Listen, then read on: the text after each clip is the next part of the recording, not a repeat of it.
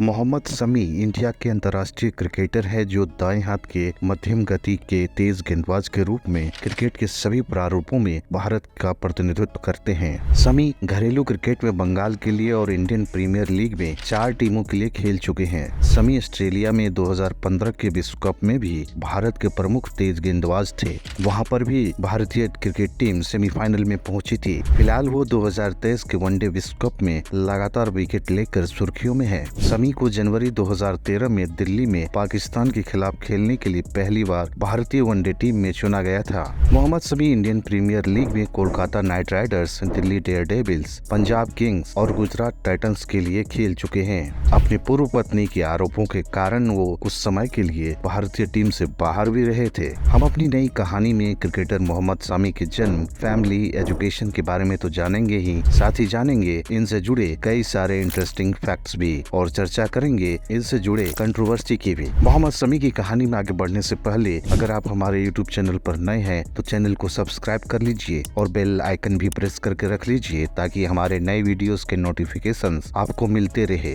आप हमें इंस्टाग्राम और फेसबुक पर भी फॉलो कर सकते हैं। मोहम्मद शमी का जन्म 3 सितंबर 1990 को उत्तर प्रदेश के अमरोहा के सहसपुर गाँव में हुआ था। उनका पूरा नाम मोहम्मद शमी है। उनके पिता का नाम तौसीफ अली है जो एक किसान और पूर्व तेज गेंदबाज थे और उनकी मां का नाम अंजुम आरा है। उनके 3 भाई हैं जिनमें से एक मोहम्मद कैफ ने साल 2021 में बंगाल के लिए लिस्ट ए क्रिकेट में डेब्यू किया।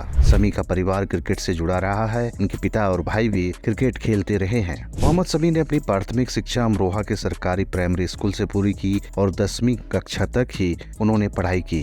उच्च शिक्षा प्राप्त न करने के बावजूद मोहम्मद शमी ने खेल के प्रति अपनी प्रतिभा और समर्पण का प्रदर्शन करते हुए एक अंतर्राष्ट्रीय क्रिकेटर के रूप में अपना नाम बनाया है। मोहम्मद शमी के पिता तौसीफ अली अमरोहा के सबसे तेज गेंदबाज हुआ करते थे। उनके यॉर्कर अक्सर बल्लेबाजों के डंडे बिखेर देते थे। दुनिया भर के लोग कहते थे कि जाओ और जाकर क्लब में प्रोफेशनल क्रिकेट की ट्रेनिंग लो, तुमसे बड़ा क्रिकेटर पूरे उत्तर प्रदेश में दूसरा कोई नहीं होगा। पर तौसीफ अली के पास पैसे नहीं थे। सलाह तो हर कोई देता था लेकिन आर्थिक सहायता करने वाला कोई नहीं था। मोहम्मद शमी के पिता ने इसी को अपना मुकद्दर मान लिया। अम्मी अब्बू के कहने पर पारिवारिक जिंदगी शुरू कर दी। तौसीफ अली को 5 बेटे हुए और 5 के भीतर क्रिकेट शुरू से ही रचा बसा हुआ था। इन सब में छोटा शमी सबसे तेज था। अब्बू की क्रिकेट की ट्रेनिंग में सबसे जल्दी मोहम्मद शमी नई चीज सीखते थे। तौसीफ अली को यकीन हो गया कि मेरा क्रिकेटर बनने का अधूरा ख्वाब मोहम्मद शमी पूरा करेगा। तौसीफ अली को एहसास था कि वह बड़े क्रिकेटर क्यों नहीं बन सके। वो बेटे के सपने को पूरा करने के लिए हर हद से गुजर जाने को तैयार थे। तौसीफ अली अपने बेटे के लिए कोई कोर कसर बाकी नहीं छोड़ना चाहते थे। जब मोहम्मद शमी की उम्र सिर्फ 15 साल की थी तब तक तौसीफ अली ही बेटे को गेंदबाजी की ट्रेनिंग देते थे। उन्होंने अपने खेत में विकेट तैयार किया था जहां मोहम्मद शमी दिन रात गेंदबाजी का अभ्यास करते थे। फिर तौसीफ अली को लगा कि अब बेटे को एक बढ़िया एकेडमी की जरूरत है। उन्होंने जमीन बेचकर मुरादाबाद की एक एकेडमी में बेटे का दाखिला कराने की सोची। वहां के कोच बदरुद्दीन ने कहा कि मैं पहले इस लड़के को गेंदबाजी करते हुए देखूंगा, उसके बाद ही फैसला करूंगा। मोहम्मद शमी ने गेंदबाजी शुरू की और बदरुद्दीन की एकेडमी के दिग्गज बल्लेबाज घुटने देखते चले गए।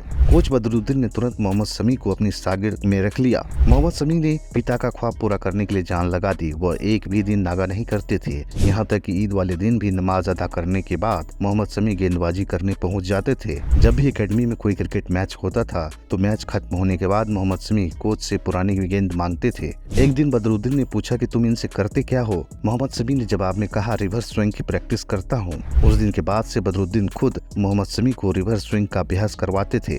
यूपी अंडर-19 टीम के ट्रायल के लिए बदरुद्दीन मोहम्मद शमी को खुद अपने साथ लेकर गए। सिलेक्टर्स ने मोहम्मद शमी के साथ भी वही किया जो भदोही के यशस्वी जायसवाल के साथ किया था।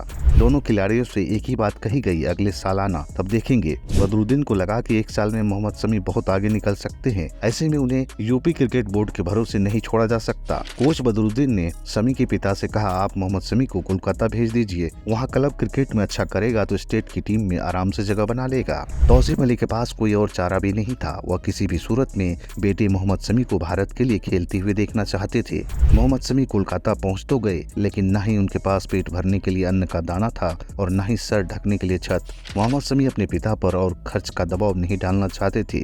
उन्होंने ठान लिया था अब जो भी कुछ करना है अपने दम पर करना है। बंगाल क्रिकेट एसोसिएशन के असिस्टेंट सेक्रेटरी देवव्रत दास ने एक मैच में मोहम्मद शमी को गेंदबाजी करते हुए देखा। देवव्रत दास को समझ में आ गया कि यह लड़का क्रिकेट की दुनिया में छा जाएगा। देवव्रत ने मोहम्मद शमी से पूछा कि तुम रहते कहाँ हो। मोहम्मद शमी कुछ बोल नहीं पाए। भूख भी तेज लगी थी। गुजारा बड़ी मुश्किल से चल रहा था। कभी रेलवे स्टेशन तो कभी बस स्टैंड पर सोया करते थे।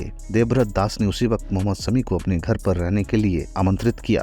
उन्होंने बंगाल के एक चयनकर्ता बनर्जी से कहा कि आप एक बार मोहम्मद शमी की गेंदबाजी देखिए। बनर्जी के सामने मोहम्मद शमी ने गेंदबाजी शुरू की। बड़े बड़े बल्लेबाज हिल नहीं पा रहे थे शमी के सामने। मोहम्मद शमी अपनी गेंदबाजी से सिर्फ विकेट उखाड़ रहे थे। शुरू से ही शमी को बल्लेबाजों को बोल्ड करने के बाद जो आवाज विकेट से आती है वो सुनना काफी पसंद है।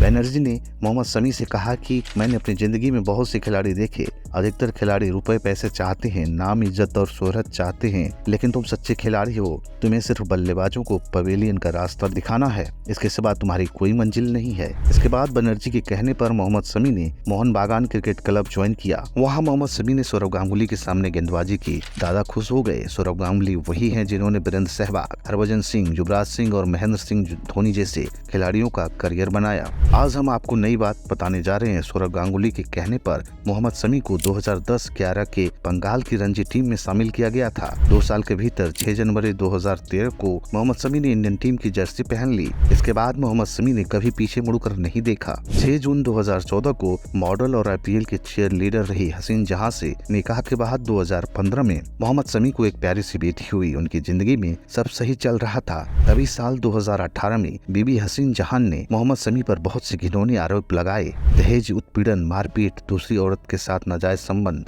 और पाकिस्तानी नागरिक से पैसे लेना, इसके अलावे और भी कई सारे इल्जाम। इन इल्जामों का असर ये हुआ कि मोहम्मद शमी को भारतीय टीम के कॉन्ट्रैक्ट लिस्ट से बाहर कर दिया गया। इस वक्त भी सौरव गांगुली मोहम्मद शमी के साथ चट्टान की तरह खड़े हो गए। दादा ने कहा, जब तक आरोप साबित नहीं होंगे मैं बंगाल की रणजी टीम से मोहम्मद शमी को नहीं निकालूंगा। पूरी मीडिया मोहम्मद शमी के खिलाफ थी, लेकिन सौरव गांगुली मोहम्मद शमी के साथ थे। आखिरकार BCCI की एंटी करप्शन यूनिट ने मोहम्मद शमी को निर्दोष पाया और फिर उनका सेंट्रल कॉन्ट्रैक्ट दोबारा बहाल कर दिया गया। क्रिकेट वर्ल्ड कप 2023 के 6 मैच में मोहम्मद शमी भारत के लिए सर्वाधिक 23 विकेट हासिल कर चुके हैं, जिसमें सेमीफाइनल में न्यूजीलैंड के खिलाफ 7 विकेट भी शामिल है। मोहम्मद शमी अपनी बेटी से मिलने के लिए तरसते हैं, लेकिन एक्स वाइफ हसीन जहां की वजह से उन्हें काफी मुश्किल झेलनी पड़ती है। फिर भी मोहम्मद शमी देश के लिए जान लगा रहे हैं और वर्तमान वर्ल्ड कप में ढेर सारा विकेट ले रहे हैं। 2023 तक मोहम्मद शमी की अनुमानित कुल संपत्ति 37 करोड़ रुपए के करीब है। मोहम्मद शमी ने अपने गृहनगर उत्तर प्रदेश के अमरोहा में एक खूबसूरत फार्म हाउस बनाया है। यह घर 150 बीघे के क्षेत्र में फैला हुआ है। इस प्रॉपर्टी की अनुमानित कीमत लगभग 12 से 15 करोड़ रुपए है।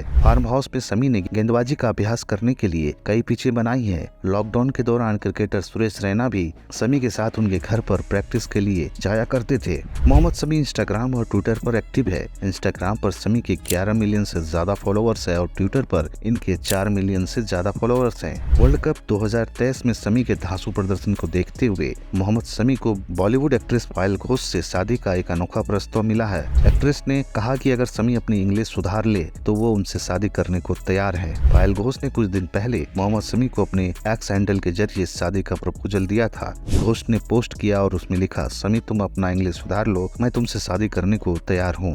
मोहम्मद शमी ने अब तक भारत के लिए अंतर्राष्ट्रीय स्तर पर 64 टेस्ट मैच खेले हैं, जिनमें 229 विकेट लिए हैं। वहीं उन्होंने 99 वनडे मैचों में कुल 194 विकेट लिए हैं। इसके अलावा शमी ने 23 T20 इंटरनेशनल मैचों में 24 विकेट लिए हैं। मोहम्मद शमी इस समय शानदार लय में है और आने वाले मुकाबलों में उनसे देश को बेहतरीन प्रदर्शन की उम्मीद है। अब बात करते हैं मोहम्मद शमी के IPL करियर के बारे में। शमी के ओवरऑल IPL करियर की बात करें तो अब तक वो टोटल 102 मैच खेल चुके हैं। इन मैचों में गेंदबाजी करते हुए उन्होंने 27.04 की औसत से 116 विकेट चटकाए हैं और इसमें उनकी इकॉनमी 8.38 की रही है। वहीं उनका बॉलिंग स्ट्राइक रेट 19.36 का रहा है। मोहम्मद शमी की कहानी में बस इतना ही। इनकी कहानी आपको कैसी लगी कमेंट करके जरूर बताएं। मिलते हैं जानकारी से भरे एक और नए और इंटरेस्टिंग वीडियो में। तब तक के लिए नमस्कार।